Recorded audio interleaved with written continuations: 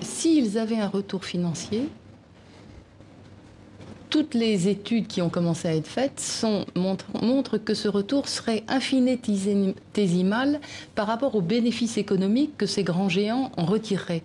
En revanche, ce qu'apporte le cadre actuel, est beaucoup plus intéressant. Parce qu'en réalité, il vous donne des droits sur vos données, le droit à la portabilité, le droit à l'oubli, le droit de supprimer des données, même si ces données ne sont pas, entre guillemets, à vous, c'est-à-dire sont traitées par d'autres.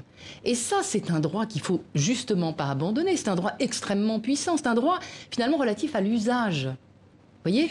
Donc je crois que cette idée que finalement la propriété des données changerait la donne, je crois elle part à la fois d'un constat qui est juste et que nous partageons tous, c'est qu'il y a un déséquilibre économique aujourd'hui entre les grands acteurs et les individus, mais la réponse est mauvaise.